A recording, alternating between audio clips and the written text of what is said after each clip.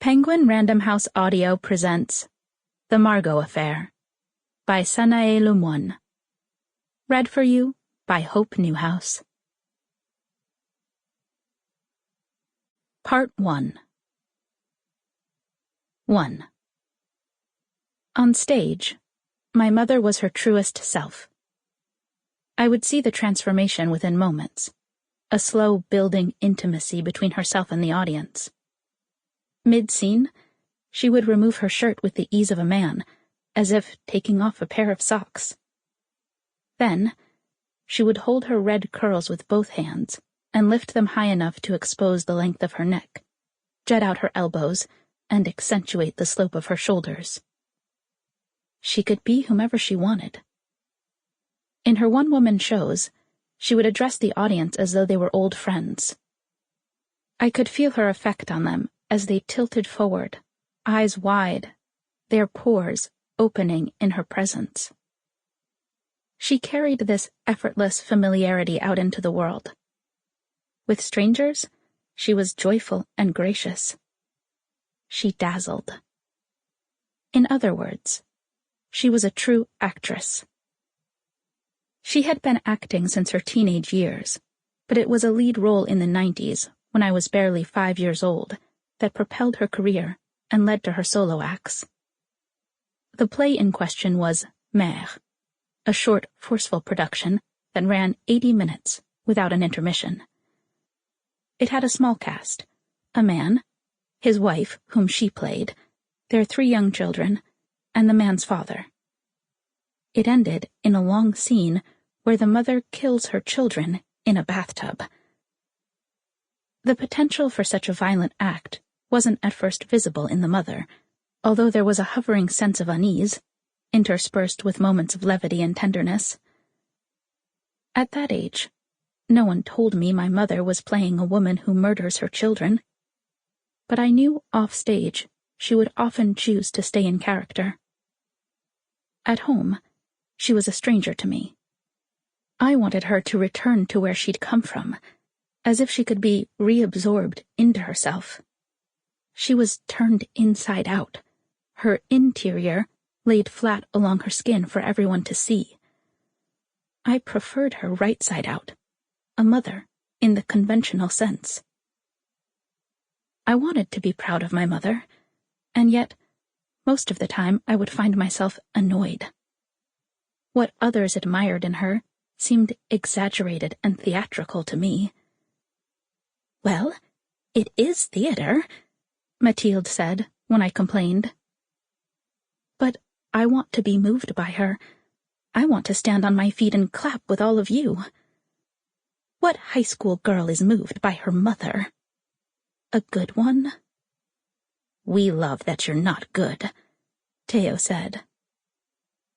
Theo and Mathilde were my mother's closest friends. Mathilde was a renowned designer in the theater world, specializing in embroidery. She tailored my clothes and made me dresses for special events. She had worked on the costumes for Mère. Theo, her husband, was a dancer. My mother had trained as a dancer in her youth and felt an instant kinship with Theo. With me, my mother cultivated distance in a more deliberate way. I had memories of standing outside her room, knocking on the door. "Maman," I'd say, thinking she hadn't heard me. One day, I transitioned to Anouk, hoping she might better respond to her name. Over time, it became harder to say maman.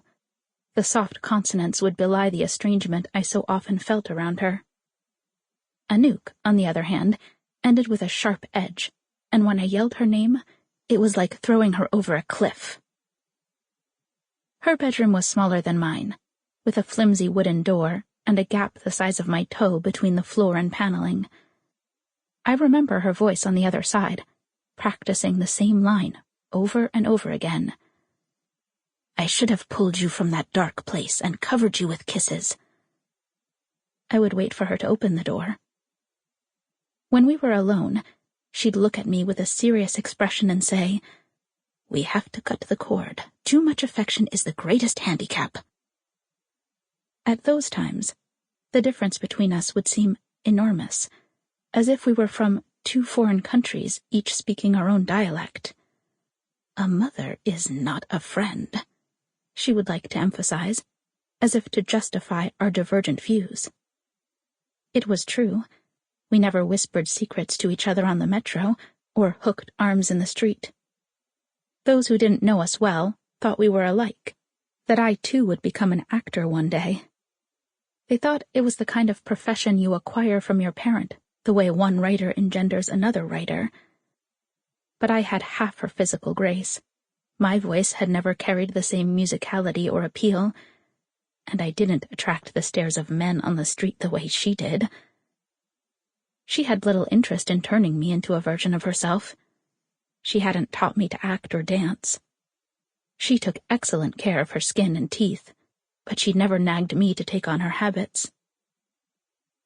In private, I'd peruse her dresses in the closet, touching the soft fabrics and silks, so unlike the synthetic items I wore. Most of all, I resented her for leaving me with the task of being the careful one, having to monitor everything I said. Over time, I'd refined a look of blankness that would be misinterpreted as shyness or indifference. And yet, even when she repelled me, I loved her with abandon. I would wake to her sounds every morning, the wooden floorboards creaking beneath her feet, and water gushing from the faucet when she filled the kettle. I knew she had made sacrifices for me.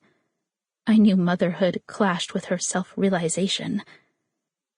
Some days, I recognized a younger self, folded into her majestic long body. A vulnerability flared on her surface, and made me wonder whether we'd be friends if we were the same age. I wondered this because we were very close. We lived as roommates. "It's just the 2 of us together in this apartment," she would say, speaking with false affection, the old complaint seeping through. She called herself a single mother, as though she'd raised me on her own, but this wasn't entirely the truth. I had a father who visited. Friends of hers would come by and stay overnight, most of them actors she worked with. Clothes drenched in stale smoke, they filled our home with loud opinions and ideas on how I should be parented. We had a cat for 2 years, a long animal with thick orange hair that we inherited from a friend who had moved to another country. The cat never assimilated, resisted being held, and came to me only when I cried, rubbing her torso against my legs when she sensed my distress. One summer, she escaped through the open window of our kitchen and never returned. By the time I was in high school, we had lived in 3 apartments, each one smaller than the last, as we moved closer to the center of Paris, and finally to the left bank.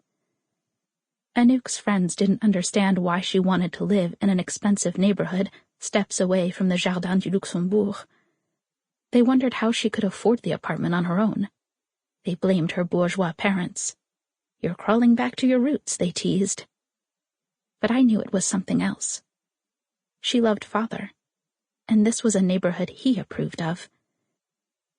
It was here, one afternoon in late June, not far from our street, that his other life crashed into ours, forever disturbing its arrangement. I had just finished my French oral exams. I'd been wearing the same outfit all through the spring, black jeans faded gray from many washes, and a blue tank top. I liked how the white lace of my bra showed under the thin straps of my top. At 57, Anouk was magnificent. Narrow hips and a lean stomach, a slight depression at her belly button, angular shoulders. Everything about her was long, aside from her feet, the one ugly part of her body, red bunions and tiny toenails that she kept painted to distract from the feet themselves. They were the same size as mine. Even when she wore jeans in the middle of the summer, they slipped up her dry thighs with no resistance.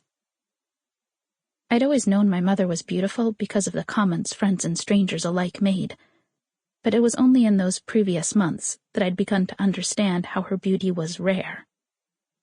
Most people's faces eventually dissolved into other parts, whereas hers had become more defined over time, the bones shifting to their right place in middle age. We sat side by side, Sample complete. Ready to continue?